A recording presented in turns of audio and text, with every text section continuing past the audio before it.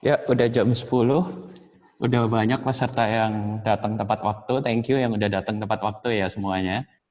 Kita langsung mulai aja karena hari ini kita waktunya mepet banget. Jadi untuk yang terlambat nanti juga yang internetnya masih nge-lag, nggak apa-apa, nanti bisa ada playbacknya pada saat Agustus 3 akan kita kirim. Oke. Terima kasih sudah datang di Tupai Level Up episode 3 bersama saya AG, Antoni Gunawan, founder dari Tupai App. Nah, Tupai App itu apa? Itu aplikasi bagi pemilik rumah dan pemilik bisnis untuk mencari segala macam jenis jasa, ya, mulai dari pertukangan, desain, event makeup, sampai ke edukasi. Oke, detailnya bisa langsung download di HP kalian masing-masing karena kita ada di Android dan ada di iOS. Nah, sedangkan acara hari ini itu bernama Tupai Level Up adalah sesi sharing yang membahas secret recipe para expert. Dan kalian pasti udah tahu para expert hari ini siapa. Nah, hari ini judul kita adalah New Normal, New Opportunities, ya. Seperti kita tahu, sekarang kan kita masuk era baru ya, yang kita semua harus berubah strategi, termasuk dari kita, Tupai juga, kita juga harus merubah strategi kemarin. Nah, dengan perubahan ini semoga kita bisa menangkap kesempatan-kesempatan baru. Nah, seperti kata Charles Darwin, ya, yang bisa bertahan itu bukan yang paling kuat, ingat kan teman-teman, namun yang paling bisa beradaptasi dengan perubahan. Oke. Nah, pertanyaan-pertanyaan yang kalian sudah kasih ke kita itu membuktikan bahwa kalian teman-teman Tupai ini sudah siap untuk mulai adaptasi dengan strategi baru. Oke, jangan khawatir, kita akan kupas satu-satu pertanyaannya ya. Nah, sebelum itu kita akan bacain dulu. Saya bacain dulu ya. Rules-nya.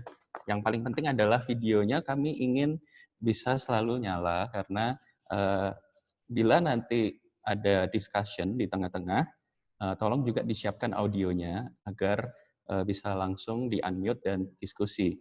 Nah, untuk acara hari ini tidak ada pertanyaan lanjutan karena waktunya sudah mepet banget. Jadi, untuk pertanyaan berikutnya, bila ada pertanyaan lanjutan, bisa dilanjutkan nanti di dalam Tupai App. Nah, lalu jangan khawatir buat yang internetnya masih nge-lag atau suara saya terlalu kecil, nanti akan ada link video yang kita akan upload di YouTube. Lalu juga materi hari ini akan kami email pada tanggal 3 Agustus. Ya, tanggal Senin 3 Agustus 2020. Oke, yuk langsung saya kenalin dulu dengan pembicara kita hari ini. Hai Bu Lia.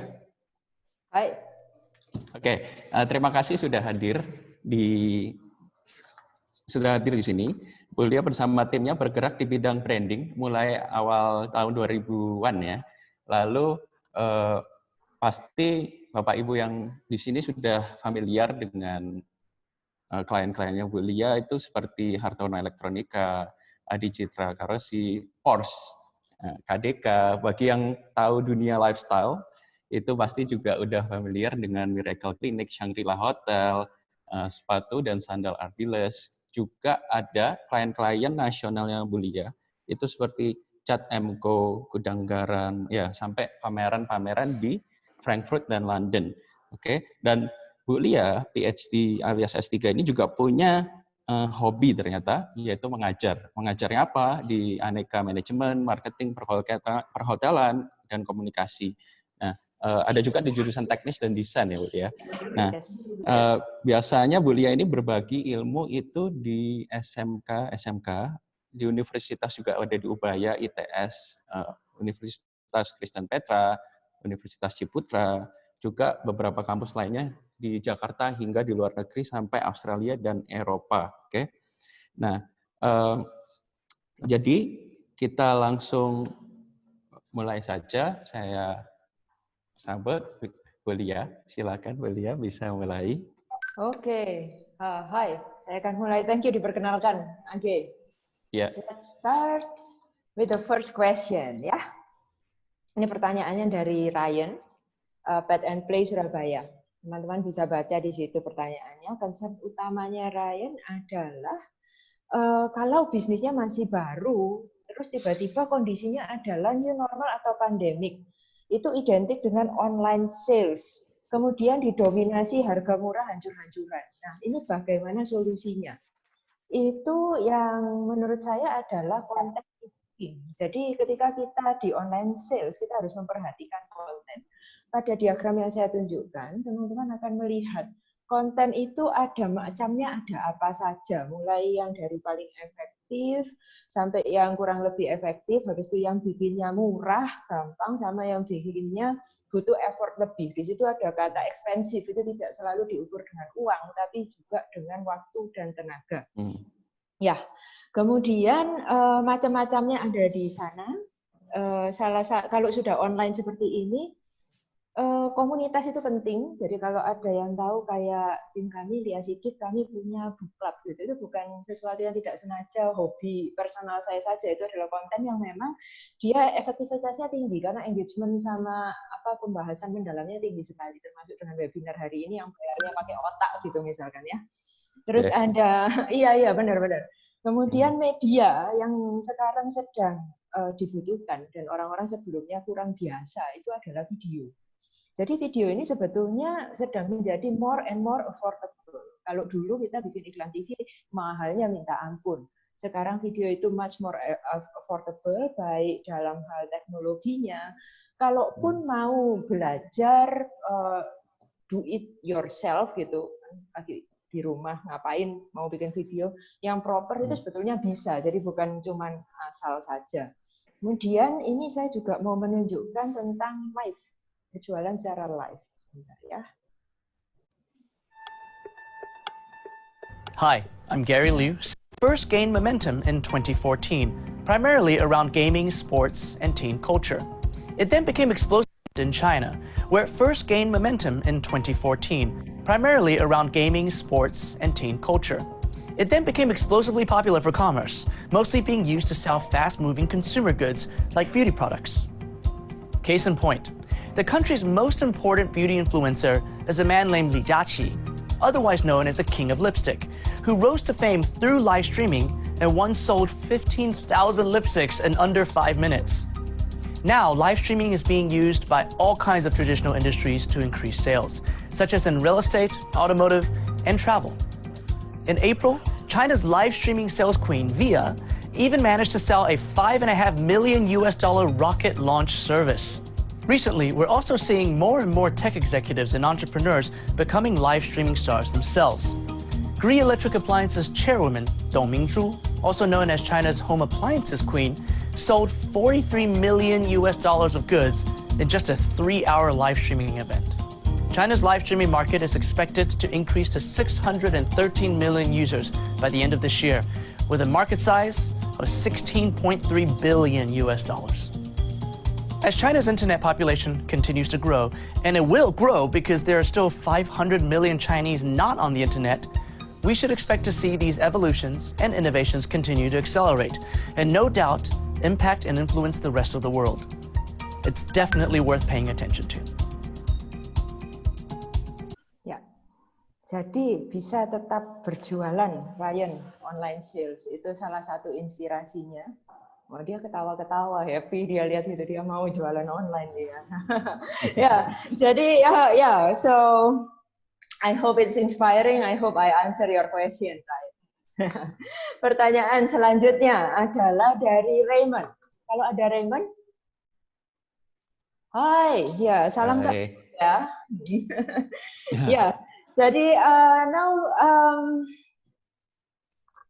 apa yang akan generasi selanjutnya hadapi? Ya, strategi untuk menjual produk, memberikan servis yang baik itu apa? Nah, ini kita petakan dulu. Jadi kayak masalah yang kita hadapi itu apa? Habis itu kayak bidang sama industrinya kita itu apa? Apakah sudah ada pemainnya atau belum? Apakah sudah ada produknya atau belum? Kayak gitu itu harus kita petakan sesuai kuadran yang ada. Nah, ini kita lihat kalau misalkan itu sama-sama not well, jadi kita belum tahu problemnya, kita belum tahu bidang industrinya, maka yang perlu dilakukan adalah research. Di situ ada detailnya bisa dibaca. Tapi kalau misalkan kita sudah tahu domainnya, bidang industrinya kita sudah tahu, tapi kita belum tahu problemnya secara pasti, we need trial and error kan? Itu yang disebut dengan disruptive innovation, berinovasi secara disruptif.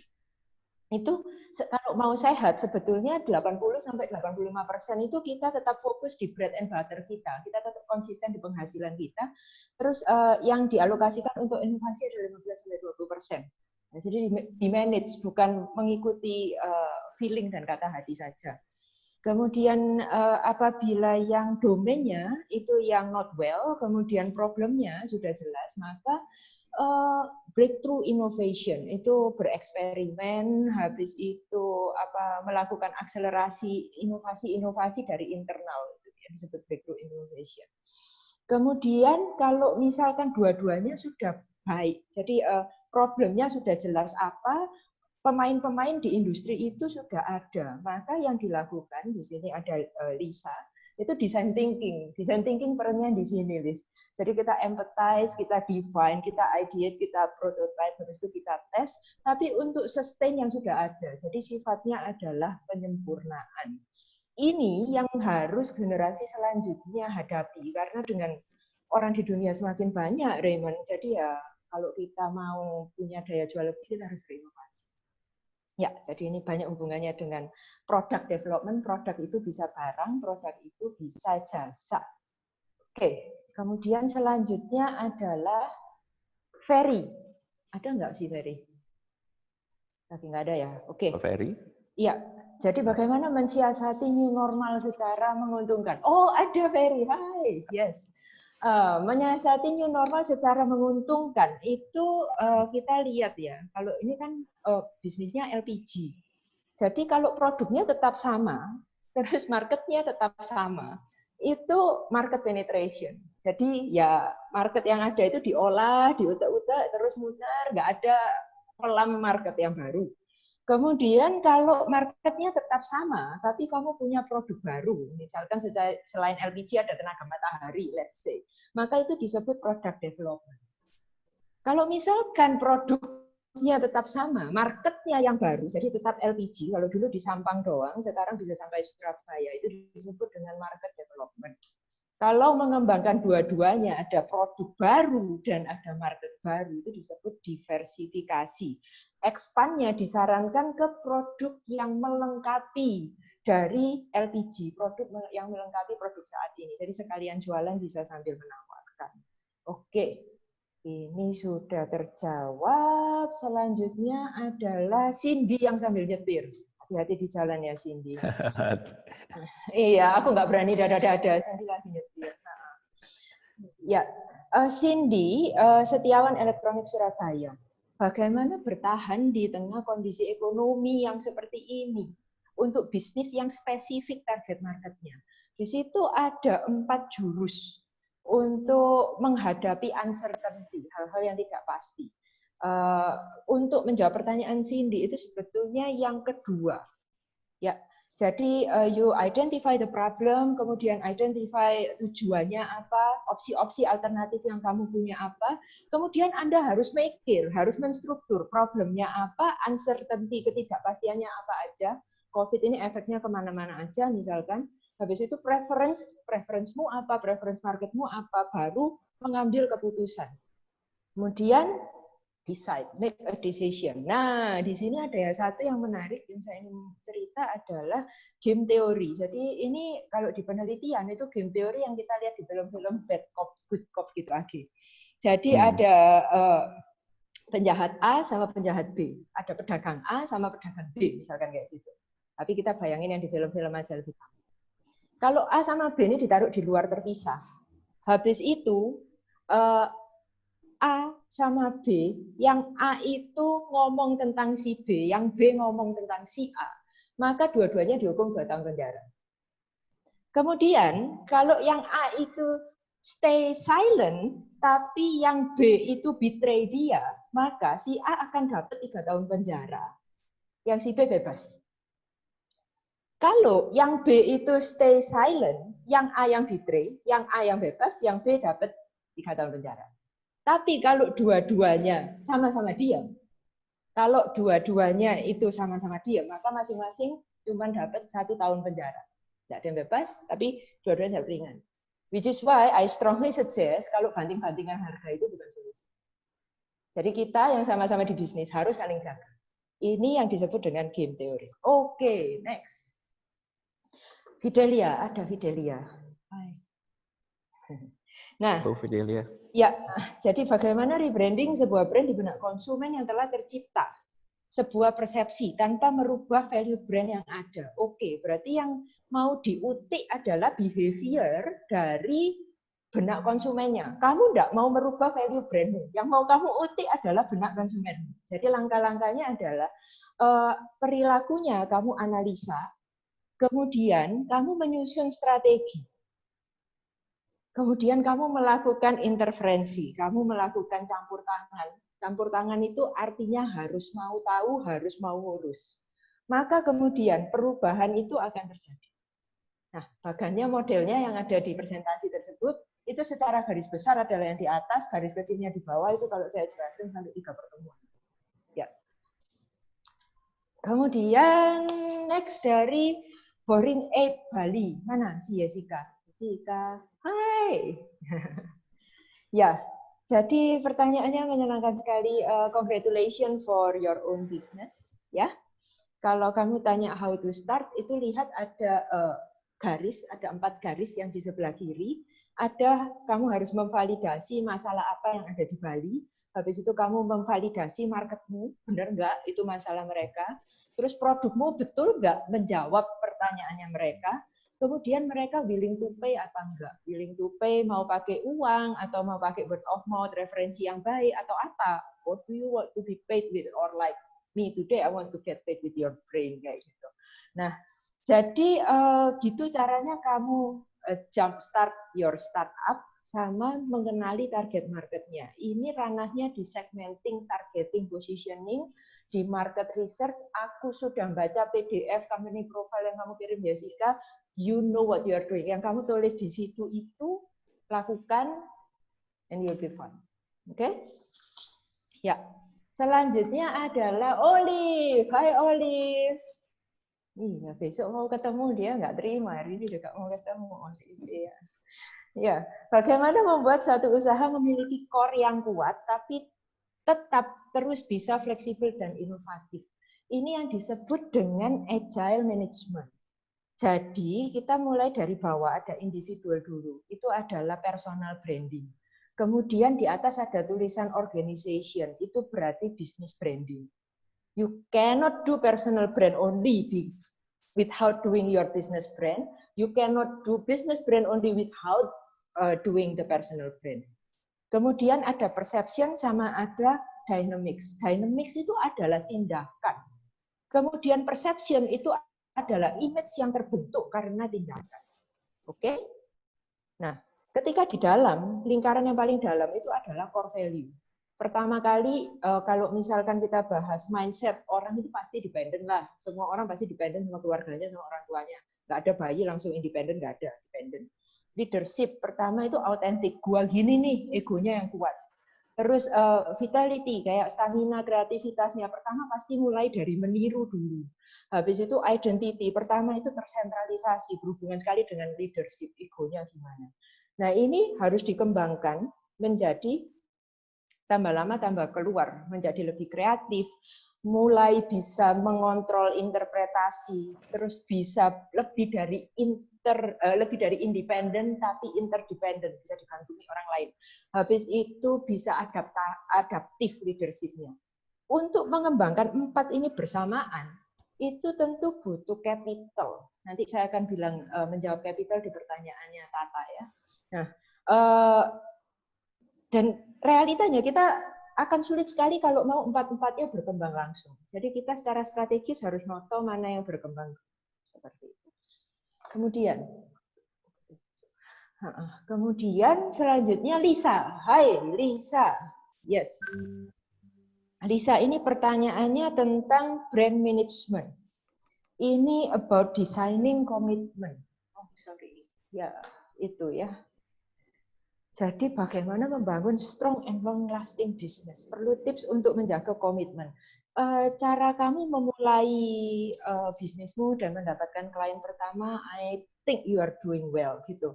Untuk menjaga komitmen ini adalah komponen-komponennya. Jadi adalah pertama itu kamu harus kasih. Jadi bukan kamu harus suka, kamu bukan harus hobi, kamu harus kasih terhadap pekerjaanmu, ya. Kemudian kamu harus ada, untuk punya komitmen, kamu harus ada rasa takut kehilangan. Takut kehilangan komitmen tersebut. Jadi kalau kamu mulai dari kamu sendiri, Lisa, kemudian timmu terhadap kamu, klienmu terhadap kamu terhadap suppliermu harus ada fear of loss kayak gitu. Itu memang elemen yang dibutuhkan. Kemudian fear of loss itu menciptakan sense of obligation to stay. Jadi merasa ada kewajiban untuk ada, untuk keberadaan, untuk punya peran, untuk berfungsi, untuk memberikan sesuatu kepada kamu terhadap klienmu atau kamu terhadap dirimu sendiri. Nah, seperti itu.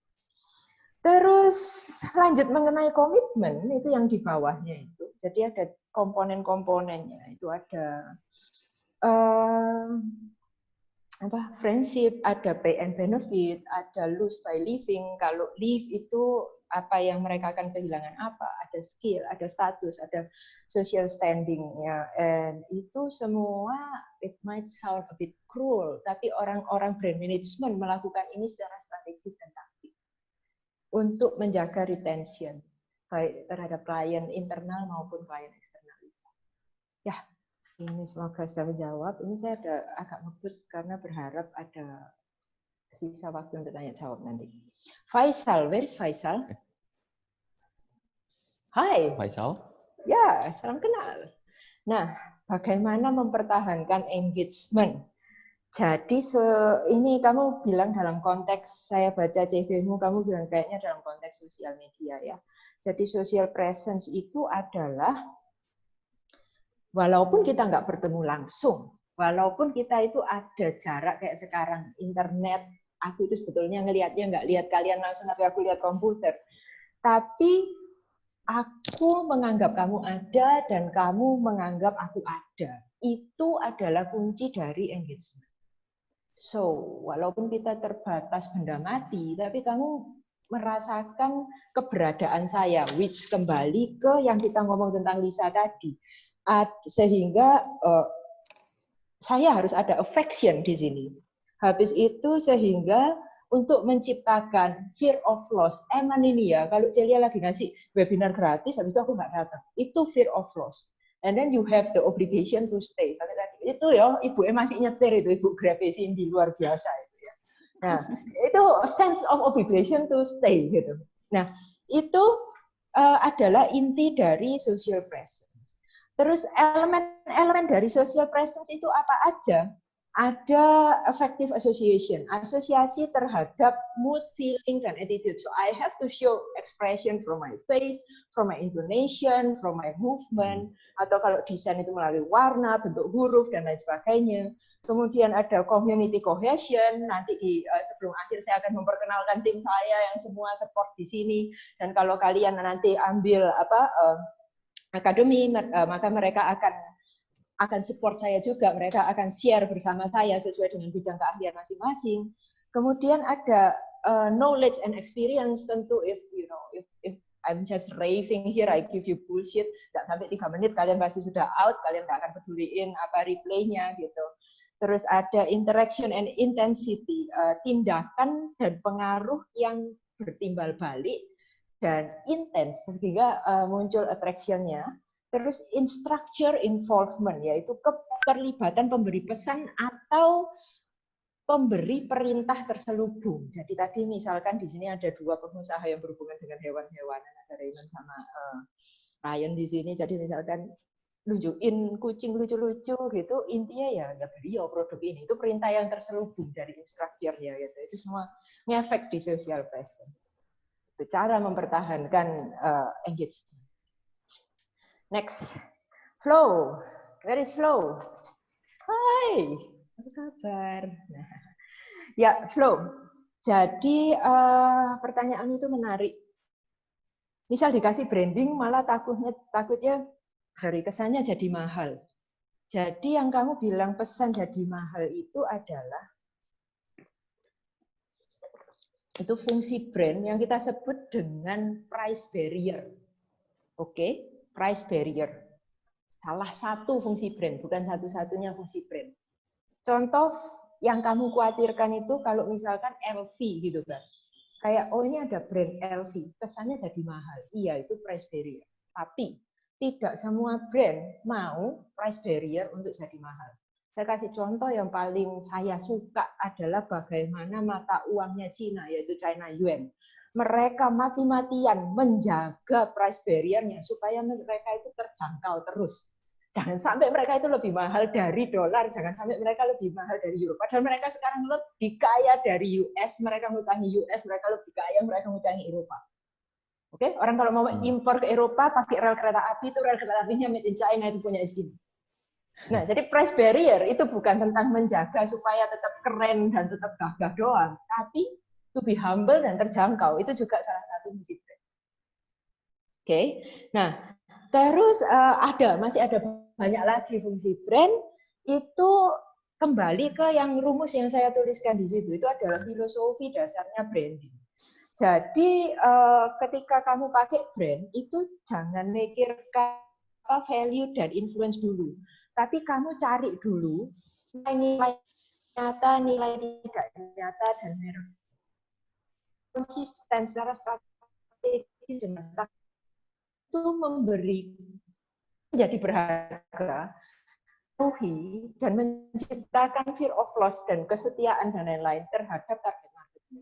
Jadi kuncinya di brand itu bukan stiker, bukan label, tapi the whole thing, the whole is created secara konsisten. Oke, Age. Ya. Masih ada? Yes, Age, silakan.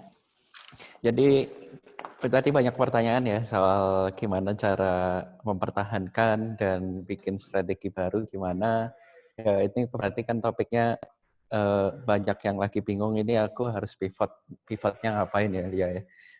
Lalu kalau tadi aku summarize sedikit itu berarti kita harus petakan dulu memang teman-teman apa yang what we have, what we don't have, ada opportunity apa yang di luar sana, ada risk apa di kanan kiri kita.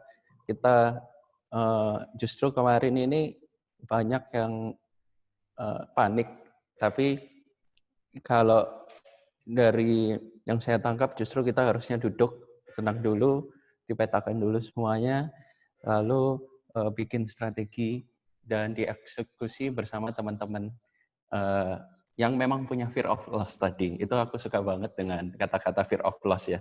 Karena di Tupai dan di banyak teman-teman yang kita bingung kalau mempertahankan bisnis ya pasti kita harus takut dulu gitu. Memanfaatkan ketakutan itu menjadi sebuah kekuatan gitu. Yes, fear is healthy actually ya. Kalau nggak punya takut betul. itu orang Little bit of fear itu is okay.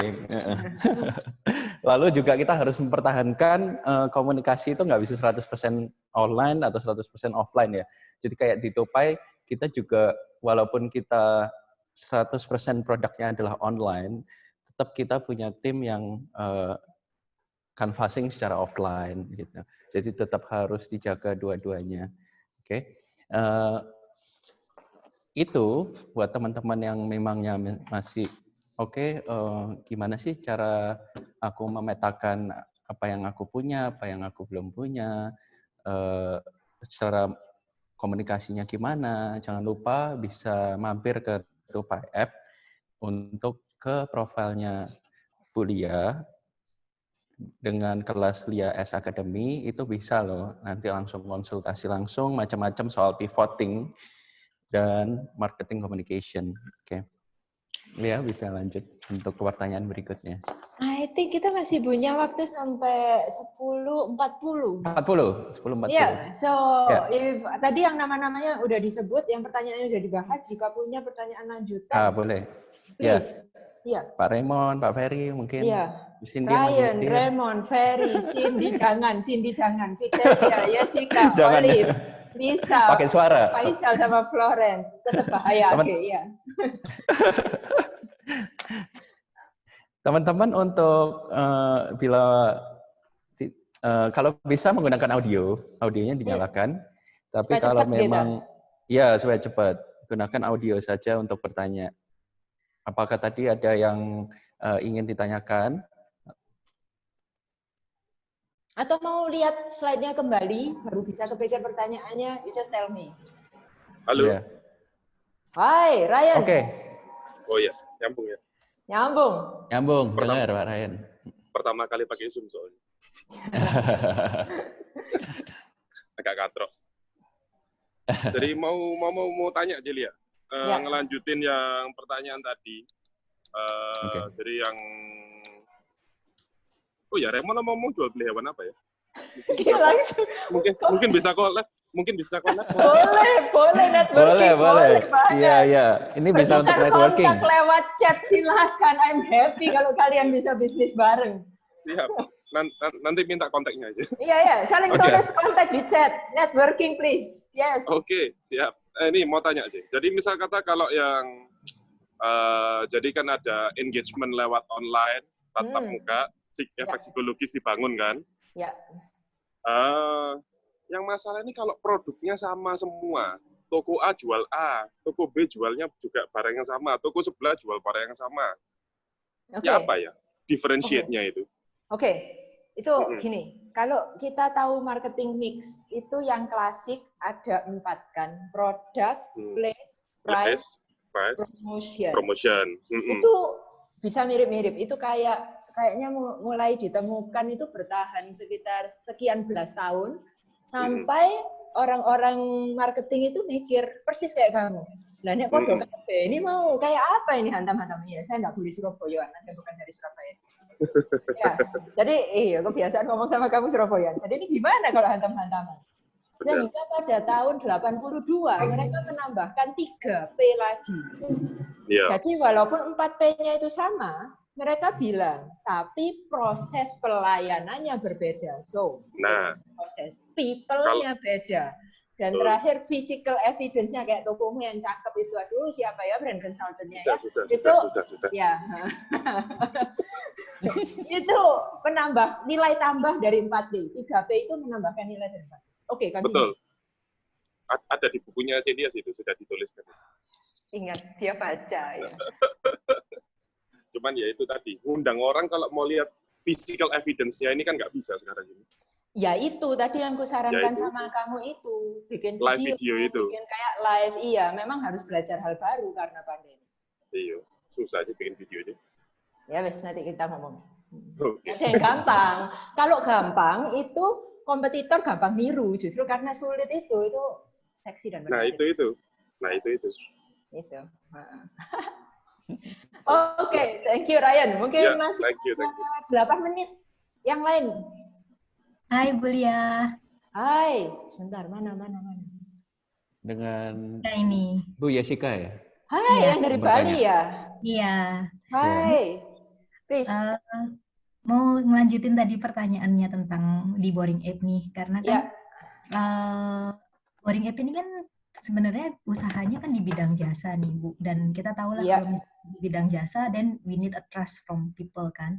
Kalau tadi Bu Lia bilang ini sebenarnya kita harus tinggal cari nih target marketnya yang sesuai seperti gimana, dan untuk maksudnya kalau dari kita sendiri gimana nih Bu untuk tahap awal membangun branding kita dan tahap awal kita supaya startup kita ini bisa dipercaya oleh customer dan bisa mendapatkan target market yang sesuai gitu di bidangnya.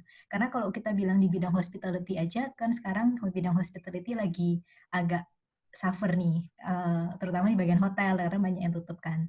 Dan kita sebenarnya ingin ngerambah sesuatu di bidang lain yang mungkin memang membutuhkan jasa digital agency gitu.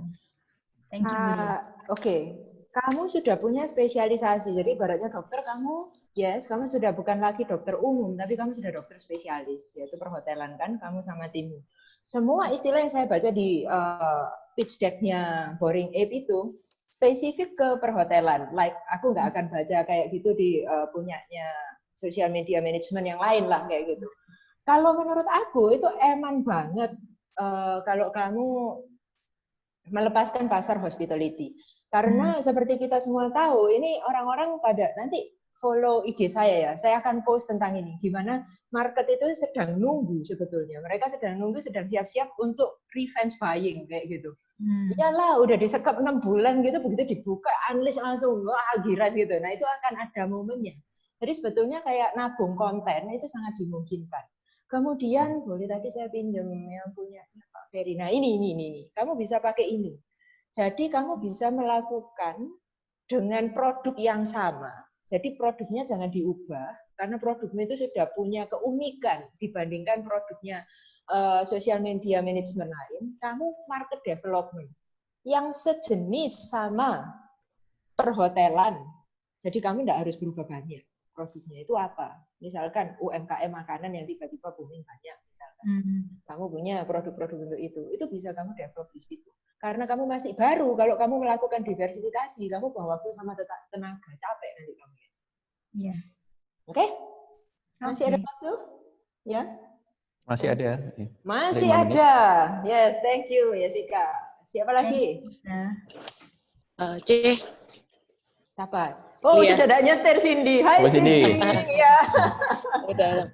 Ya, thank you. Sebelumnya sorry tadi waktu Cece bahas yang slide-ku aku agak putus-putus dikit yang masalah tadi good cop sama bad cop itu tadi kalau nggak salah terakhirnya kalau mereka sama-sama diem, maksudnya banding-bandingan harga tadi endingnya gimana sih, sorry?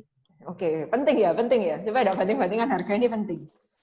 Tak ulangi lagi ya. Jadi enggak, soalnya kondisinya gini kan ini kan yang aku masukkan ini memang aku bantu usaha orang tuaku gitu kan. Ya. Dan ini usaha ini sudah kurang lebih 40 tahun lebih gitu loh dan memang kita mainnya khusus di bidang radio komunikasi dan menurut kita itu sudah cukup spesifik termasuk kita ngambil quality yang dari tengah ke atas jadi kita nggak main yang bawah. Jadi kalau mau diomong ajur-ajuran ya benernya barang kita sih beda sama barang yang diajur cuma ya orang tetap ngajur ke sana gitu loh jadi gitu loh. Ngajur ke sana ya. Dengan kondisi kayak gini juga aku juga nggak tahu apakah yang salah marketnya atau gimana tapi memang even dari pemerintah Pemkot sendiri pun mereka kayak ngempet budget yang dulu tiap akhir tahun dibral sekarang ngempet jadi ya bingung kan cukup spesifik kebutuhannya yang pakai benar-benar orang spesifik yang benar-benar ngerti tok yang nggak ngerti wis pokoknya murah punya kayak gitu ya gimana itu. Tadi tapi tadi yang good cop bad cop oke. Jadi misalkan toko Lia sama toko Cindy kayak gitu. Habis itu kalau kita banting-bantingan harga, maka dua-duanya harganya rusak. Ya kan? Terus kalau satu banting-bantingan harga, satu nggak ngapa-ngapain, maka yang nggak ngapa-ngapain nggak dapat pelanggan. Betul nggak? Ya. Tapi kalau dua-dua ini smart enough to collaborate walaupun market tidak perlu tahu, maka mereka bisa menjaga harga bersama-sama. Coba ya sebagai contoh itu lihat yang ada di sini. Yang ada di kotak 23 kotak hari ini. Berapa banyak orang yang sebetulnya pekerjaannya itu beririsan sama saya. Tidak mungkin sama persis karena personal brand-nya kan beda. Tapi kita beririsan. Ada banyak. Tapi kita di sini membahas dan semua pertanyaanmu I take nights bermalam-malam untuk memilih dan menjawab dengan sungguh-sungguh.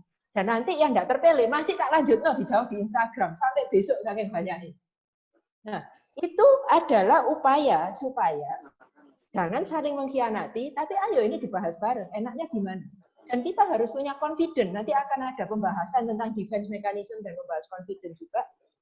Gunanya apa confidence itu?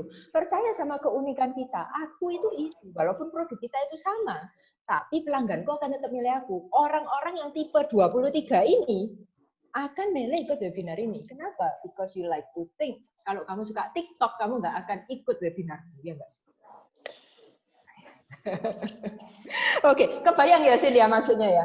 Jadi memang kompetitor itu bisa kamu pandang sebagai kompetitor, bisa juga kamu pandang sebagai stakeholder.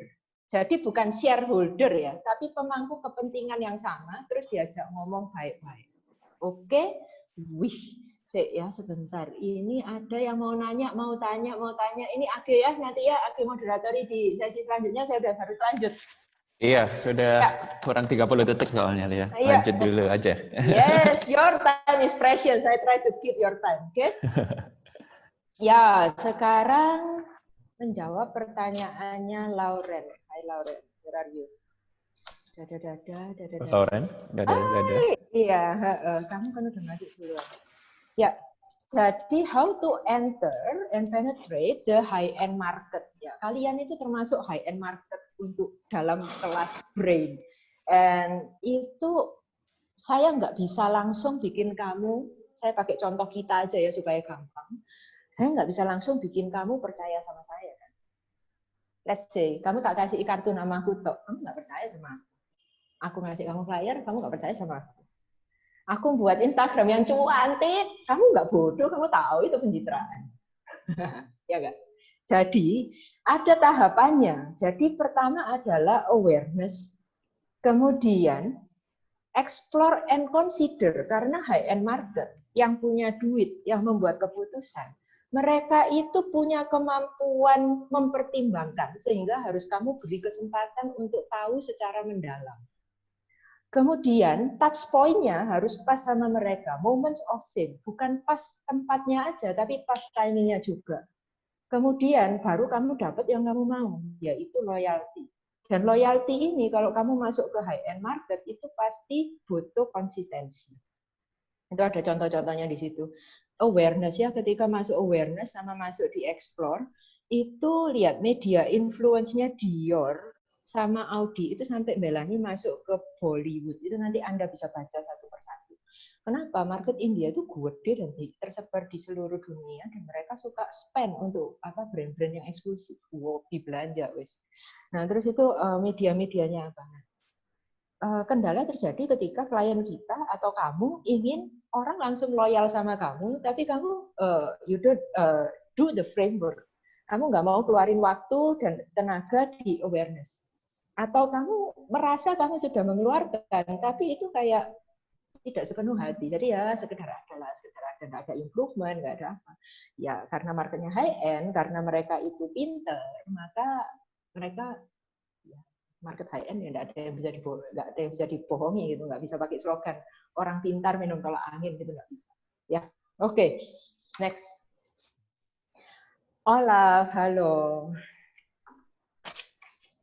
Yes, jadi kan di dunia marketing mulai booming live streaming. Lebih baik mana? Sedikit view, tapi pasarnya atau sebaliknya? Yes, itu tergantung, Oliver. Dari kamunya yang punya brand atau kamu personal brandingnya, itu yang bikin kamu happy yang mana? Sebetulnya nggak ada yang benar, nggak ada yang salah. Kayak tadi si King of Lipstick gitu, itu kan view-nya banyak, tapi nggak dalam kan. Coba pakai lipstick, jualan lipstick 15.000, nggak dalam. But if it works and you're happy with that brand, then it's fine. Nah, tapi kalau kamu ingin seperti saya, Cik Angel ya, mau webinar, sudah nggak bayar, habis itu mail Cik bayar, but I'm happy that way to meet you guys gitu, karena ini loh, kayak gini loh webinar sebetulnya yang aku mau. So, apapun yang kamu lakukan, jelasnya ada unsur-unsur yang harus dipenuhi, yaitu kamu harus compelling, kamu harus menarik, bukan untuk semua orang, tapi hanya bagi marketmu saja. Terus kamu harus autentik, akan saya jelaskan untuk menjawab Joshua setelah ini, autentik itu elemennya apa aja, dimensinya. Kemudian kamu harus konsisten, kamu nggak bisa kalau di depanku gini, terus pas tidak ada aku, kamu gitu. Di depan marketmu kamu gini, pas tidak di depan marketmu kamu gitu. Ingat, market itu tidak ada yang bodoh. Tidak ada orang yang bisa dibodohi. Itu yang kita tidak boleh sombong, kita harus selalu ingat. Nah, terus, jadi bagaimana satu menjadi dirimu sendiri, habis itu market terhadap market, Olaf, kamu you give what they need more than what they want or what they ask for. Jadi kalau yang mereka minta itu cuma sebagian, kamu kasih lebih. Kalau yang mereka minta itu keliru, gak bener, gak gitu caranya. Kamu harus ngomong, enggak. Ini bidang keahlianku, cara yang benar kayak gini. Coba enggak, nurut toh. Oke, Oleh? Nanti kamu bisa tanya jawab. Setelah ini Agi bingung, pasti yang mau tanya banyak, itu bertanya. Oke, biarin. Habis itu next. Joshua. Ya, Joshua yang sampai Taiwan. Aduh, kamu bahasa Mandarinnya keren gosipnya. Kamu yang ingin punya perkebunan. Kemudian kamu mau membranding produk dan usahamu sehingga bisa sustain dan menjadi top of mind. Ini pakai filosofi of brand. Arek mana arek? Joshua itu, hai, ya. Jadi you have to be true to yourself. Jadi itu nanti akan dijelaskan karena itu menarik sekali. Kenapa kalau orang bilang itu bahasa Inggris itu he is, kamu kan suka bahasa. He is, she is, tapi kalau bilang you kok are. Padahal orangnya sama-sama satu. Itu nanti akan saya bahas. Karena di personal branding itu memang ada beberapa kamu di dalam satu diri.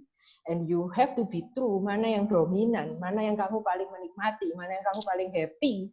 Sehingga kamu bisa be true to yourself, kemudian kamu bangun kebunmu sesuai dengan idealismemu, bahkan kamu milih lokasinya, kamu ekspornya, kamu packagingnya gimana. Terus kamu maintain strict coherence, ada hubungan yang ketat antara apa yang kamu percaya itu sama apa yang kamu lakukan. Gitu, Jos. Dan selanjutnya, semua keputusan yang ingin kamu buat, itu kamu tarik kembali ke your true self.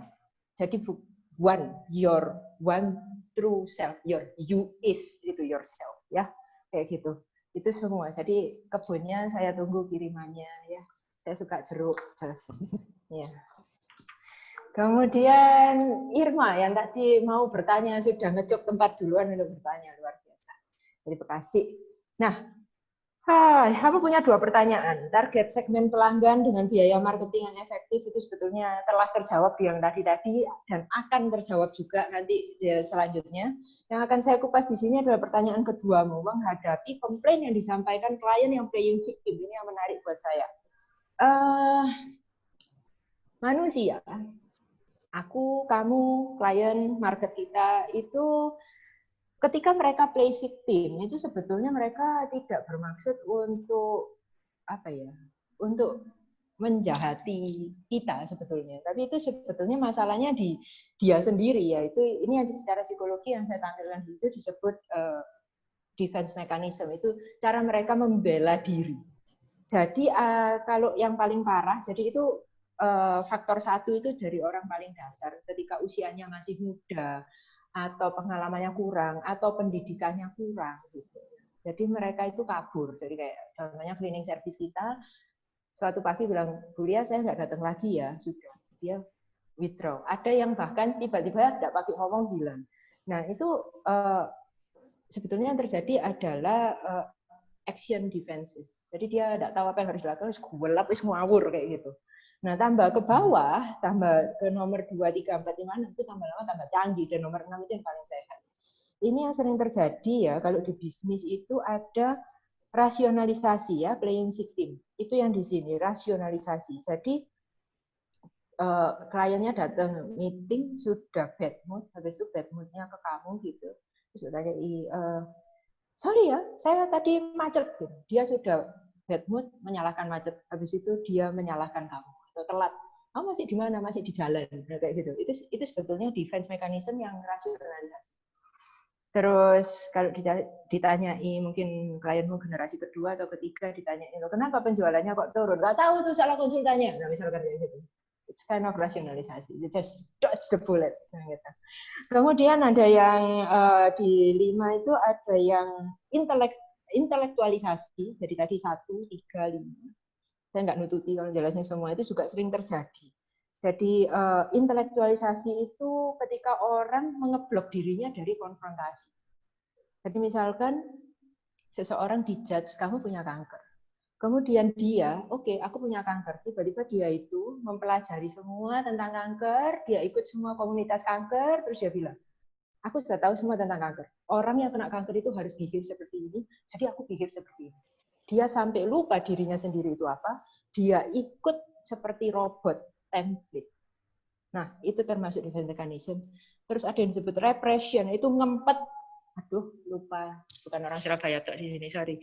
Memendam dan melupakan, ya, itu repression. Yang 6, which is my favorite, ada yang high adaptive defensive, itu contoh-contoh ada yang bagus, itu favorit saya ada di suppression sama anticipation, di mana kita sadar, jadi tidak perlu menjalani tapi sadar, kemudian bersiap-siap. Habis itu ada yang altruism itu berkorban, jadi kayak tugasnya sudah selesai tapi orang lain belum selesai, misalkan terus dia mengorbankan dirinya. Kadang ada orang-orang yang berlebihan kayak gitu, the martyr gitu, but it's fine. Terus ada yang orang setiap kali ada situasi yang tidak nyaman, maka dia akan berlindung di balik humor, dia akan ketawa, dia akan make jokes and stuff like that. It's actually quite healthy, dia ada di level 6, sama ada yang disebut sublimasi. Jadi kayak Mike Tyson gitu ya, dia suka berantem daripada dia nggak dapat duit, dia jadi petinju. Jadi ketika ada yang playing victim, you need to know what's going on first. Oke.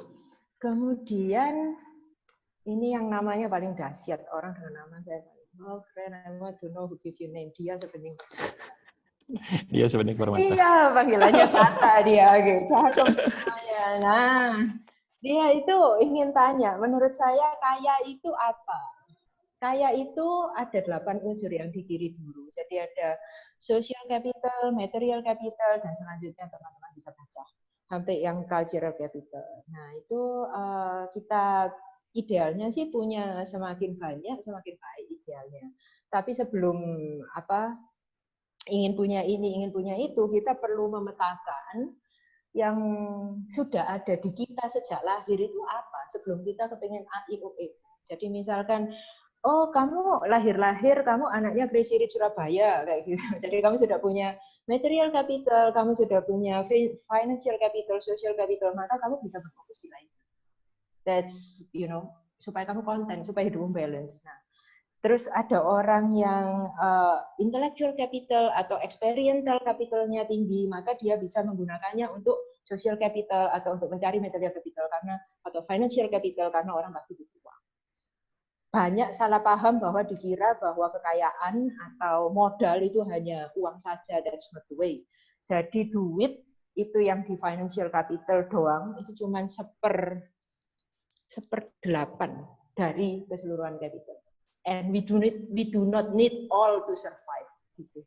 Terus kalau duit, yang dibikin duit itu sumbernya ada 4, itu bisa ambil kredit, atau memang equity, jadi berhemat, habis itu sustain sendiri secara mandiri, equity, which is my favorite. Habis itu yang ketiga adalah crowdfunding, itu sekarang happening, dan grant atau hibah. Itu adalah sumber-sumber dari aneka kekayaan. Jadi ini pendapat saya tentang kekayaan data, and I try my best to balance everything. Terus, dari anak SMA, dari Krishna. Hai Krishna. Mana Krishna? Krishna. Mana Krishna? Hai. Kamu bolos sekolah ya? Atau kamu buka double window ya? Ayo. Sekolah. But thank you for being here. Escape sebentar, bukan ke kantin tapi ke kita. Thank you. Jadi, ya, gila ya pertanyaan anak SMA sekarang. Kamu mempertanyakan tentang konsep bakar uang gitu ya. Itu mau sampai kapan gitu kan ya, Krishna ya? Terus cara yang lebih efektif gimana? Cara yang lebih efektif adalah word of mouth atau membangun reputasi atau elektronik word of mouth yang bisa dilakukan melalui internet. Ya, ini mulai dari awareness, dari attention dulu, habis itu interest. Karena ditambahi elektronik word of mouth, maka kita harus bisa di search. Kemudian orang menjadi kepingin, habis itu take action, kayak tadi yang saya jawab bukunya Ryan yang di depan, yang ada videonya, dan lain-lain, habis itu sosial medianya ditata, reputasinya ditata. Terus orang akan like or dislike. Ketika orang like or dislike, bagaimana kita nyenggol mereka supaya kalau mereka like, mereka share. Mereka share tentang kita. Kemudian mereka love sama brand kita. Nah, membangun reputasi ini jauh lebih efektif daripada bakar uang. Jauh lebih repot, iya, tapi worth it banget. Ini idealnya di hybrid, integrated marketing communication. Komunikasi pemasaran terintegrasi yang hybrid. 1, antara online dan offline. 2, antara organik dan berbayar. Jadi tetap bayar iklan, tapi diseimbangkan juga dengan yang realitas. Oke, please? Oke, sudah sampai summary. Am I on time? Aku nggak lebih. Iya, Agi silakan. Ya, masih ada waktu kira-kira 5 menit. Sampai 11:01. Siapa duluan? Agi aja yang panggil. Permisi, tolong di wave tangannya supaya kelihatan. Pak Faisal. Ya, silakan Pak Faisal. Iya, habis ini Bu Irma, habis ini Bu Irma. Habis itu Bu Irma ya? Promise. Ah, Yes. siap, Habis itu siap. Bu Irma. Terima Yes, kasih. Pak Faisal dulu dan Bu Irma. Oke. Iya. Terima kasih sudah dikasih kesempatan. Nah, sebenarnya nyambung sama apa yang brand awareness tadi, itu kan kita kok bisnis baru atau ya suatu komunitas atau organisasi baru kan pengennya kayak berbeda atau gimana gitu. Itu mending kita tuh aktif kayak setiap hari kita upload, atau bisa aja pilihan kedua itu kayak kita brandingnya tuh kontennya sesuai dengan kita punya gitu. Misalnya organisasinya fokusnya kepada kepemudaan gitu, tapi jarang upload, misalnya seminggu sekali atau seminggu 2 kali gitu.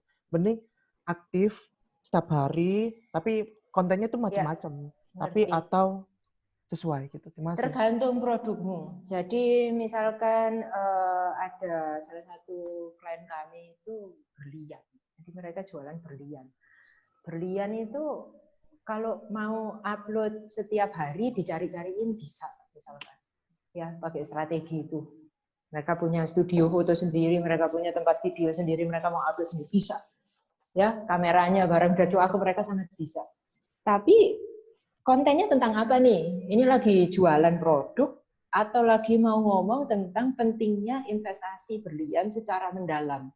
Seperti yang kita ngobrol hari ini. Kalau kita ngobrol seintens ini, kayak seminggu sekali gitu aja kamu udah udah banyak PR-nya lah, bukan capek cuma banyak PR-nya. Tapi kalau dilakukan setiap hari tambah menjadi hanya menjadi sekedar jargon tapi nggak mendalam. Ya, sebaliknya kan contohnya itu yang jualan berlian. Terus sebaliknya misalkan ada salah satu siswa saya, anaknya ada di sini, dia itu proyeknya jualan mainan kayak gitu. Mainan itu contohnya banyak pasti. Terus marketnya ibu-ibu itu ya, mama-mama itu kalau beliin mainan anaknya kan nggak mau kalah sama temannya, agresif sekali. Terus kulaknya itu selalu datang satu kontainer banyak gitu, mungkin katalognya itu ratusan bahkan ribuan. Nah itu worth it untuk post harian, tergantung produkmu apa, bisnismu apa. Jelas ya Faisal? Siap, terima kasih. Bu Irma. Oke, Bu Irma, silakan. Background-nya cantik, Bu. Hai. Halo Ibu Lia, halo Hai. Pak Tony, Iya. Bapak semua, salam sehat, senang Baik. banget loh ikut acara Tupai bersama Bu Lia, ini paling dinanti. Terima kasih. Thank Iya, you, terima Bu kasih Irma. banyak ya, sharing ilmunya luar biasa loh, bermanfaat banget. Terima Bu kasih. Lia, saya mau tanya begini, saya arsitek, punya bisnis biro konsultan, arsitektur interior dan kontraktor sudah hampir 15 tahun. Ya. Owner saya sendiri. Sorry, saya mau menceritakan background dulu. Saya bikin manajemen otentik di kantor saya, SOP itu saya bikin sendiri. Ya. Karena manajemen yang baik harusnya seperti itu ya, walaupun sederhana gitu. Betul. Tapi ini ada yang sangat mengganggu pikiran saya begini. Saya punya tim di kantor, tentu kalau kontraktor tuh ada tim di lapangan ya, mandor, tukang, dan lain sebagainya. Tim kantor juga ada. Tugas saya kan sebenarnya salah satunya adalah mendevelop mereka gitu. Tapi kan mendevelop orang itu tantangan yang luar biasa membangun SDM. Betul. Nah, ini yang jadi permasalahan lucu banget sih Bu Lia. Jadi saya dengan karakter saya yang seperti ini ya, jadi kan saya belajar juga self branding gitu. Karena saya arsitek, jadi saya membawa profesi saya, karena profesi itu kan melekat kepada pribadi saya. Ya. Karakter saya yang seperti ini gitu ya. Kadang-kadang klien saya itu jadi naif gitu. Misalnya contoh nih, saya bangun rumah. Ya. Terus yang namanya kerja tim itu kan nggak ada yang sempurna 100%, bukan pekerjaan robot. Robot pun bahkan ada errornya gitu. Betul. Nah ini saya loh Bu, yang diudak-udak, yang dicaci maki gitu. Ini jadi kadang-kadang klien saya itu tidak bisa memisahkan antara saya as a personal gitu ya, as a bahasanya Bu Lia apa ya? Dengan saya yang tegas, yang mungkin kelihatannya perfeksionis dan lain sebagainya, dengan pekerjaan tim gitu. Jadi saya yang diuber-uber, saya yang dimarah-marahin, saya kadang-kadang bilang, Bu, Pak, yang nyemen bukan tangan saya bilang itu kerja satu tim.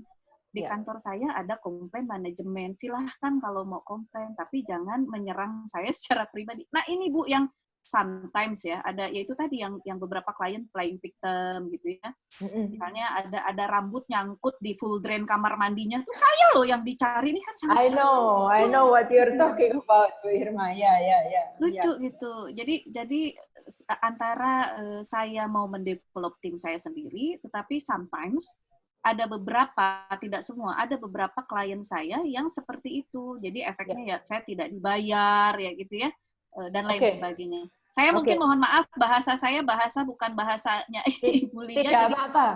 Mohon Saya insight paham. yang positif untuk saya juga lebih belajar lagi gitu. Terima kasih banyak Ibu Lia. Iya, Bu, boleh tahu Ibu sudah berapa kali ya ketemu saya? Kayaknya ini bukan pertama ya. Kayaknya 2 atau 3 kali. Episode 1 banget. kemarin hadir. Thank you. Ya. Saya pikir Ibu Lia di Jakarta. Kalau di Jakarta saya mau ketemu loh. Ternyata agak jauh ya di Surabaya. Saya Surabaya Jakarta, tapi karena COVID saya rada ragu untuk terbang. Tapi kalau ke Jakarta saya mau ketemu deh. Iya. Saya akan menjawab Bu karena saya mengalami struggle itu juga ya.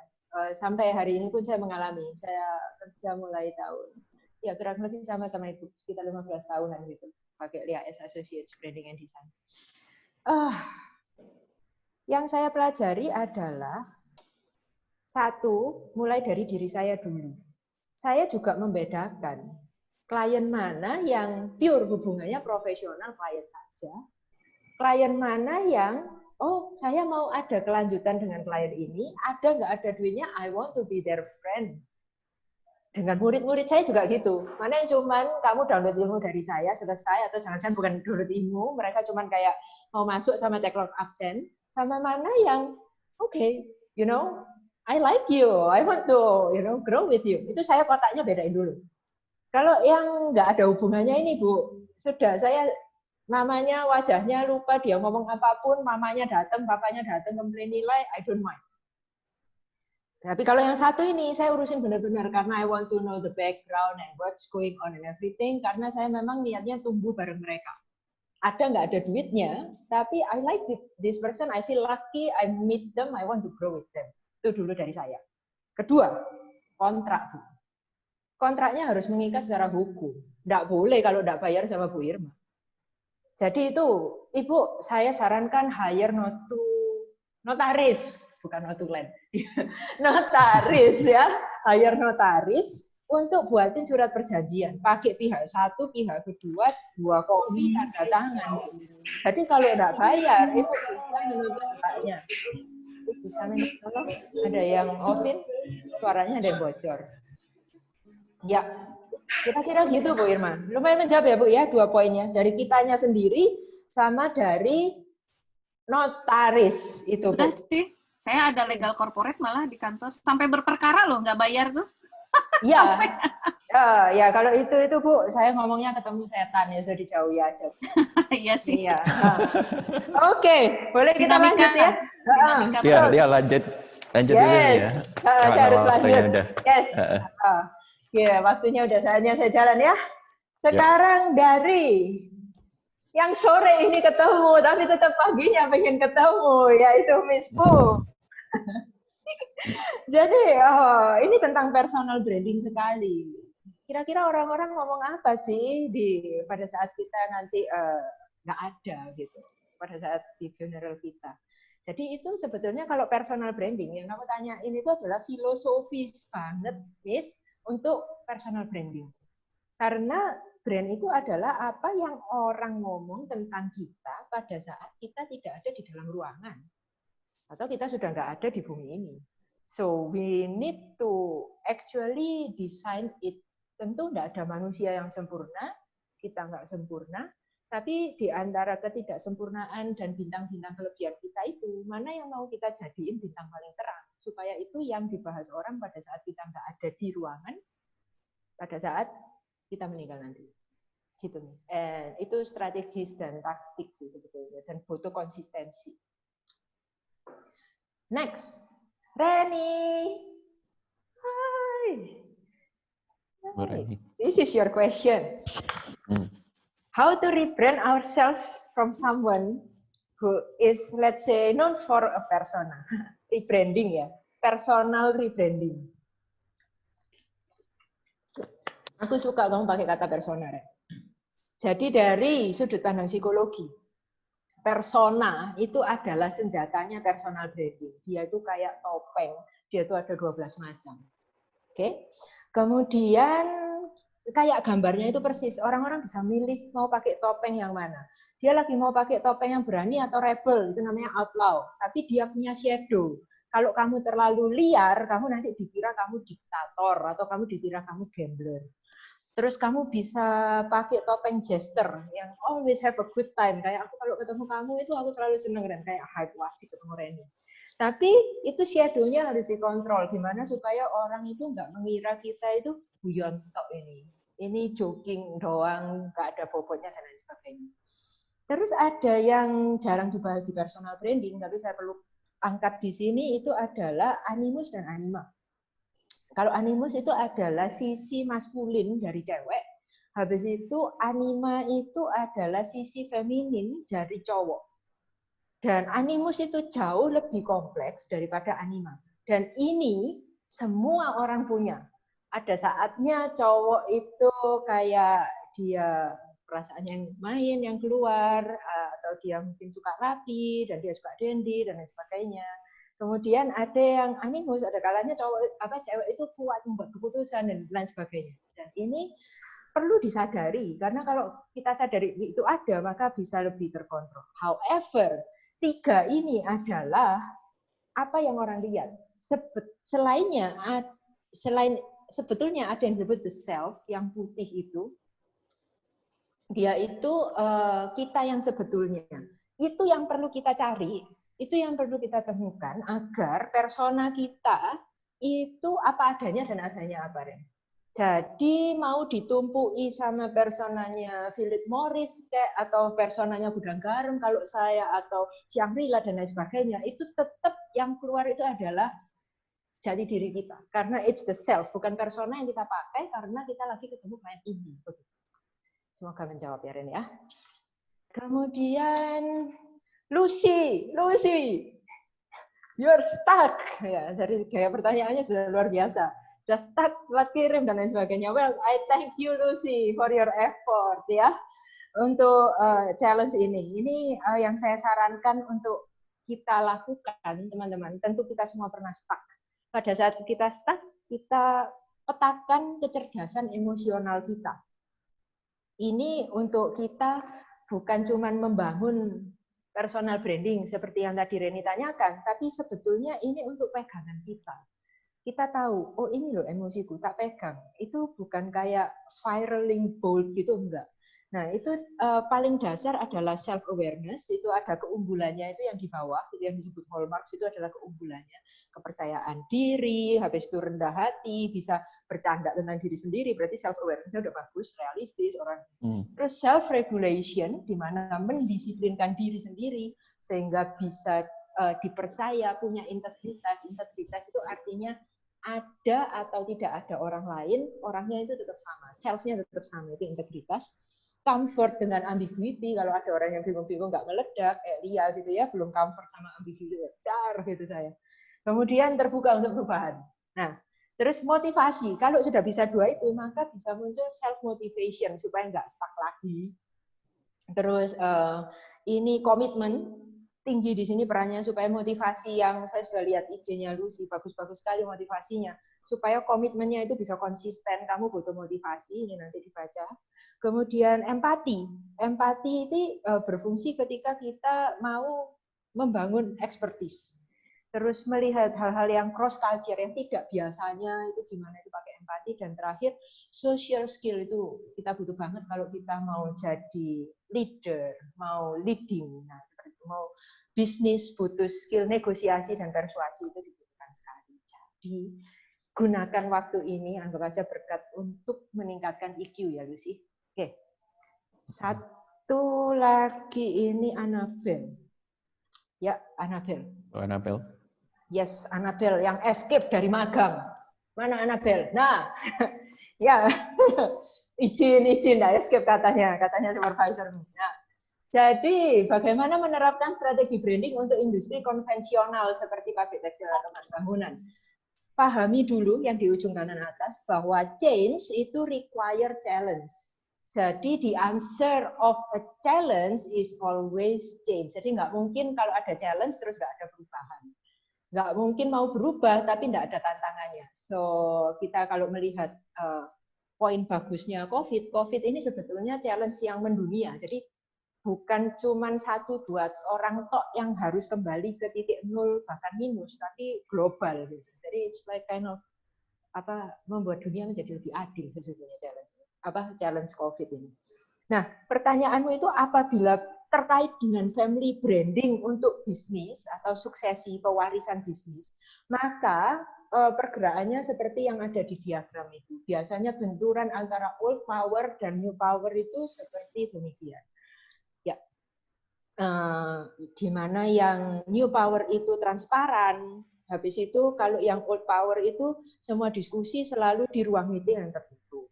Habis itu kalau yang new power kayak AG contohnya, AG itu sangat do it yourself gitu. Terus kalau yang old power itu banyak spesialis-spesialis, habis itu banyak divisi-divisinya, banyak diagram-diagram dan birokrasinya, hal-hal seperti itu. Nah, ini ketika ada challenge, jadi memanfaatkan momen challenge ini sebetulnya adalah alasan dalam tanda kutip yang baik untuk change. Ya, semoga menjawab ya, Annabel. Terus Hani. Mana Hani? Hani penulis. Ada ya? Oke, jadi how to believe in self for doing my writing. How to brand for myself. Nah, ini banyak orang kreatif yang merasa kalau kamu coba lihat nomor 1 deh. Kalau pelaku industri kreatif itu percaya dirinya itu diukur dengan ini aku yang suka, terus aku sudah bisa dibayar dengan ini, ya udah aku cukup gitu. Nah, itu nggak cukup, dan kasih tahu. Jadi banyak yang ngarepin cuma nomor 1 itu nggak cukup. Kamu perlu nyari yang what you are good at sama what the world needs. Kamu perlu nyari itu. Kenapa? Karena 2 yang tadi what you are good at and what the world needs itu 2 hal yang mendefinisikan kamu sebagai manusia secara utuh. Kalau kamu nggak cari what you are good at, itu kayak ya pokoknya aku lagi suka ini. Kamu nggak mengolah natural talentmu, kamu nggak mau tahu, tapi kamu cuma ikut apa yang ngetren dan coba sekedar bisa gitu, kurang, nggak bisa, nggak boleh gitu. Terus what the world needs, sok-sok nggak peduli. Aslinya defense mechanism, aslinya itu takut, aslinya itu khawatir. Takut kalau ketahuan nggak bisa gitu, atau takut kalau tidak memuaskan dunia. Tapi dia bilang, aku itu cuek. Aku ini cuek, aku nggak takut kok. Aku ini cuek, aku ini nggak ngurus. Aku ini memang gini, take it or leave it. Nah, itu defense mechanism yang menghambat kita menemukan ikigainya. So, how to brand yourself, ini adalah basic untuk menemukan core value dari personal brand atau semua bentuk brand yang ada. Kemudian, satu orang escape lagi dari SMA Kristen Petra 1. Wah, acaranya AG dibuat escape anak-anak SMA. Variatif di sini. Nggak apa-apa, iya. Apa dampak permanen dan temporary terhadap bisnis yang diakibatkan oleh kondisi COVID-19? Yakin kamu masih SMA? Oke. Ya. Ini pertanyaan spesifik sekali tentang pivot and crisis management. Tadi saya sudah bilang bahwa kita itu bersama-sama ditarik ke titik nol satu dunia, mau kaya nggak kaya, mau masih startup atau perusahaannya gede, semua tiba-tiba harus melakukan yang disebut dengan super digitalization. Drivernya adalah, penyebabnya adalah ada kebiasaan baru yaitu home driven. Tiba-tiba semua orang harus di rumah, work from home. Terus ada regulasi-regulasi, protokol-protokol baru. Habis itu ada investment yang dibutuhkan untuk digital, kayak tadi misalkan kalau mau kayak video yang tadi saya tunjukkan di Bat and Play itu, terus mau research and development, kalau mau go online bikin video itu ya lihat videonya itu 3 menit, tapi trial and error-nya itu kayak equipment-nya apa, habis itu internetnya apa itu it's like a whole complex element yang perlu dilihatin emang. Terus ada funds management-nya kayak tadi yang saya menjawab kata, capital-nya apa aja bermacam-macam. Nah, kemudian ini semua masuk menjadi super digitalization, kemudian masuk ke dunia commerce. Tiba-tiba bukan lagi B2B atau B2C atau B2G atau G2G, tapi O2O, yaitu online to offline. Ya, itu retail menjadi terotomatisasi. Tiba-tiba banyak mahasiswa saya semua mau jadi social media manager sama content creator. Ya, itu akan mengakibatkan customer experience yang berbeda, bisnis model yang berbeda, dan pendistribusian pekerjaan yang berbeda. Super digitalization-nya itu adalah dampak yang menurut saya permanen. Ya, nggak permanen-permanen amat sih. Nanti mungkin 2 abad lagi gitu ada telepati gitu mungkin, saya nggak tahu. Bukan digital lagi, tapi telepati. Nah, untuk yang customer experience, business model, sama distributed work itu temporary. Karena manusia ada yang gagal move on ya. Jadi sudah dibilangi, ini kalau di teorinya diffusion of innovation itu yang lagar, yang tidak mau berubah. Kalau ada hal baru, dikasih tahu, coba ini yuk, jawabannya pasti enggak. Yang ngajak baru aja ngomong, jawabannya dia tetap enggak. Nah, jadi kita harus appreciate market yang lagar ini, karena mereka masih banyak juga. Ketika nanti pelan-pelan protokol kesehatannya dibuka, kemudian new normalnya itu harus tidak harus online semua, tapi bisa offline juga. Bagaimana kita yang dulunya kerja cuma 1 offline tok, habis itu pas work from home kerja cuma online tok, menyeimbangkan. Itu dampak yang harus dibayar juga, karena waktu dan tenaga untuk menyeimbangkan itu kalau di bisnis juga diperhitungkan. Gitu. Ini pertanyaannya dari SMA. Thank you, Madeline, for being here. And this is the last question dari freelancer, yaitu Laura. What should I do to get better if one day I want to have my own company or team? Jadi freelancer, terus mau punya the whole company or team. So what you have to do is to manage. Jadi harus menciptakan sistem yang akan membantu semua orang di dalam sistem tersebut. Bukan hanya kita tok, tapi semua orang, dan termasuk kitanya jangan jadi martir, gitu, untuk menjadi the best version of themselves. Jadi semua yang di dalam tim itu harus menjadi the best version of them. Yang saya pakai di situ itu ada modelnya dari Fred Malik, dia dari Swiss, ya. Jadi saya sangat percaya sama keseimbangan sama kenetralannya. Ini akan menunjukkan role-nya manajer. Jadi manajer itu bukan mandor. Ya, jadi manajer itu dia menyatukan strategi, struktur, sama budaya.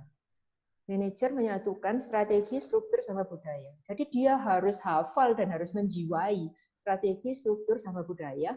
Kemudian dia berdirikan itu dengan hati-hati di atas peraturan-peraturan pemerintah, di atas policy-policy perusahaan, juga di atas lingkungan global.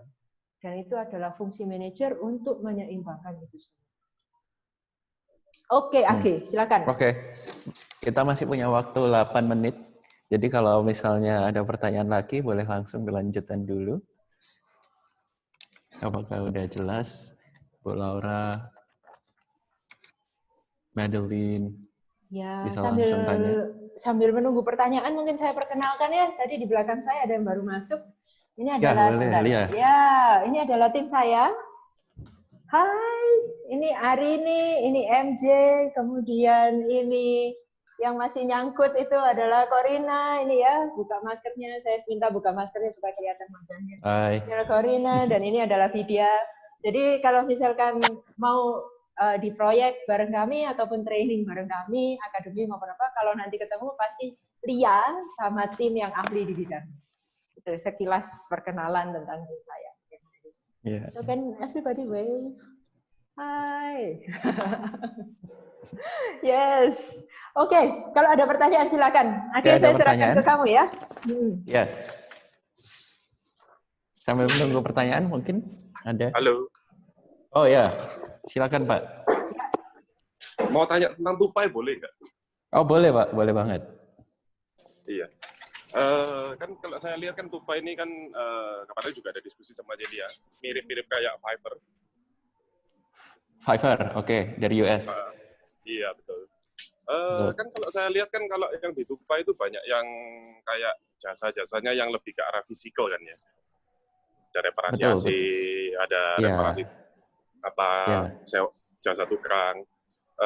Itu kan ada yang mirip sama itu apa ya?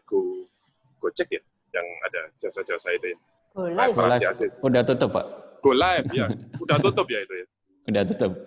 Oh, itu nanti gimana ya kira-kira Tupai strateginya? Penasaran saya soalnya. Kita. Iya. Gini, Pak, kalau misalnya, jadi kemarin kan kita memang fokus di yang fisik. Terus seperti yang kita tahu, kita juga kena pandemi ini ya, Pak ya. Jasa-jasa yang fisik dan harus ketemu orang kan pasti berkurang ya, Pak ya. Pasti itu, naturalnya seperti itu. Nah, makanya itu karena kita jasa-jasa yang fisik ini mulai berkurang, kita ada dua strategi. Wah, ini saya beber strategi di sini malah ya. Dua strategi. Beber strategi di sini ya. Kita buka jasa digital, Pak. Jadi misalnya kayak yang tadi Bapak udah sebutin kayak Fiverr, itu kan orang nggak harus ketemu. Lalu ada jasa edukasi online. Yang seperti kita lakukan sekarang ini, Pak, adalah hasil dari pivot, Pak. Gitu. Betul. Lalu yang kedua, sambil kita membangun jasa yang bentuknya digital, kan nggak mungkin ya Pak ya, kita nggak akan cuci AC selamanya, kita nggak akan ngecat selamanya. Pasti suatu saat kita harus adaptasi juga kan dengan jasa-jasa yang fisik, betul. Nah, kita sedang ada upaya untuk mengedukasi vendor-vendor yang memang jasanya fisik untuk misalnya mereka melakukan protokol kesehatan seperti itu Pak. Jadi orang akan mulai diedukasi, member akan diedukasi untuk udah tenang aja, vendor kita di Tupai sudah tahu protokol kesehatannya seperti apa, sudah tahu gimana caranya menggunakan masker, membersihkan yang benar, memakai APD gitu. Jadi itu dua strategi yang sedang kita jalanin. Tolong jangan di-share ya Pak ya. Oh iya siap. Enggak. Sebenarnya kalau yang jasa-jasa kayak gini dulu itu saya pernah mikir kayak, karena kan mungkin kalau background saya aslinya kan bukan di pet shop kan, ada di alat-alat pertukangan sebetulnya. Siap. Nah, ada di alat pertukangan. Nah. Betul. Mungkin bisa jadi vendor, mungkin menyediakan alat-alatnya. Bisa banget, Pak. Jadi kalau misalnya collab yang bisa dilakukan dengan barang itu biasanya bila vendor misalnya tukang ya, vendor pertukangan membutuhkan produk. Misalnya betul. Bapak, bahan pertukangannya itu maksudnya seperti apa, Pak? Mulai dari jet cleaner, kapi, molen, mixer, macam-macam. Nah, itu bisa collab yang terpikirkan adalah eksklusif barangnya harus ngambil dari punyanya Pak itu misalnya. Betul. Enggak. Saya enggak. Saya pengen tanya ini satu. Ini pertanyaan saya paling bingung sampai hari ini. Kita kan tahu nih kalau jasa tukang atau apa itu ya, habis pesan di app, kayak di salon, minta nomornya, lain kali gua telepon kamu aja langsung.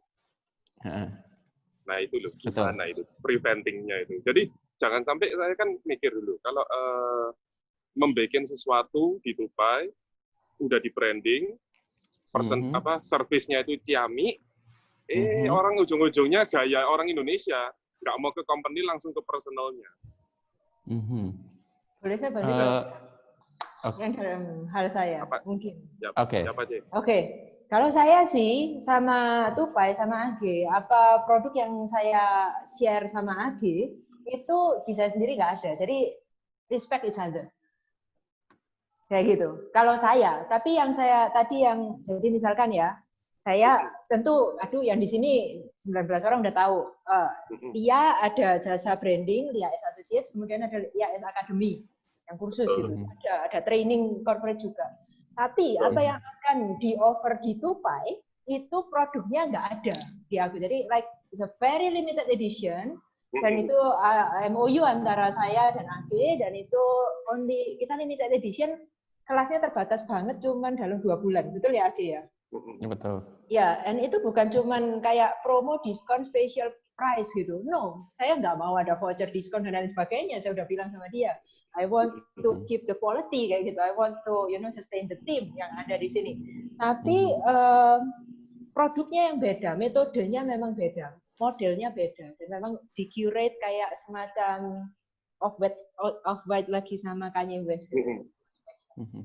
Tapi aku ngerti maksudmu, kalau tukang cuci AC piye gitu toh. Nah, itu aku bisa jawab. Mau saya tanya paham, Mbak. Sebelum dijawab mau tanya satu. Oke. Ini vendornya bisa personal atau hanya company only? Bisa personal, Pak. Jadi bisa perorangan, bisa PT, bisa CV, bisa gitu. Oke. Tentu requirement-nya berbeda gitu.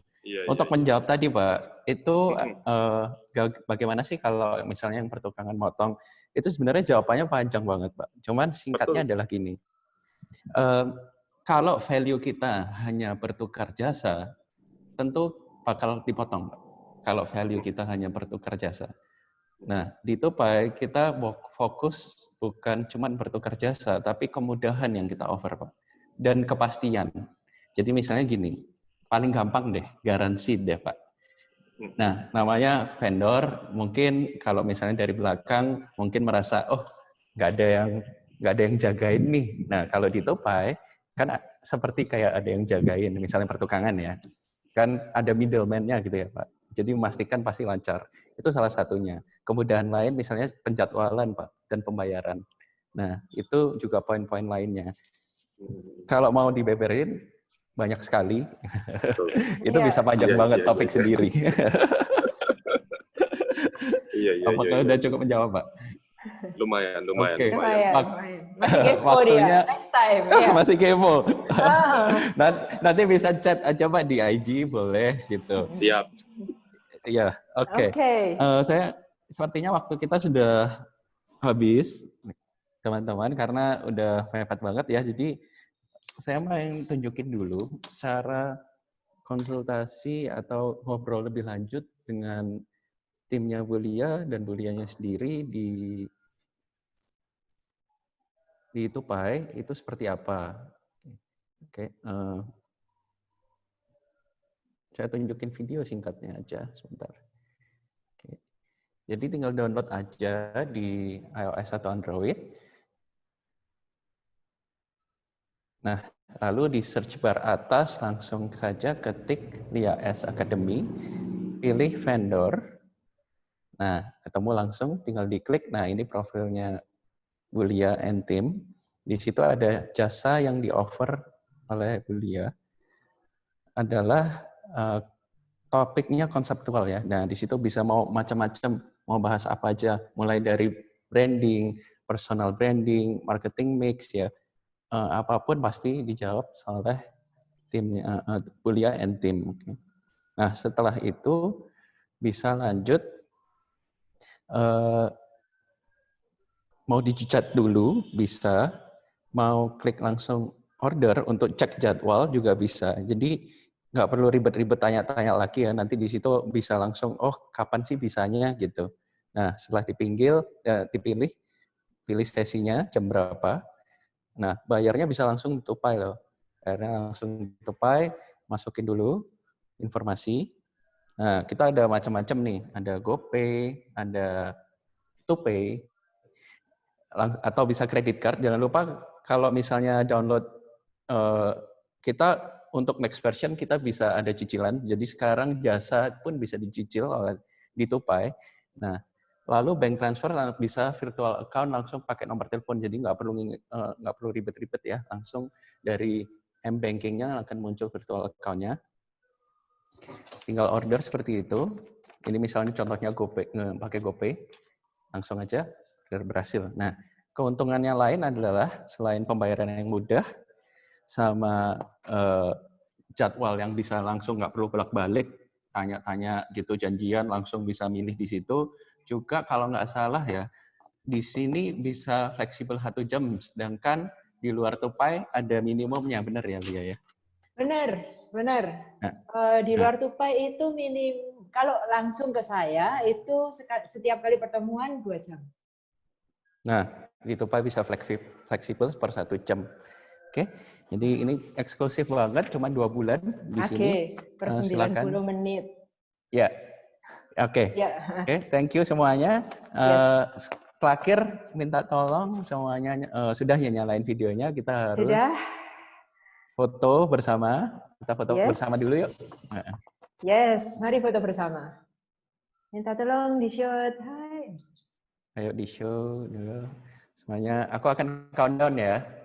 Countdown 5, 4, 3, 2, 1. Thank you semuanya. Thank you. Thank you. Ya, sampai jumpa lagi. Sampai jumpa. Di Topai Level Up episode 4 ya teman-teman. Dengan expert yang nggak kalah serunya. Thank you semuanya.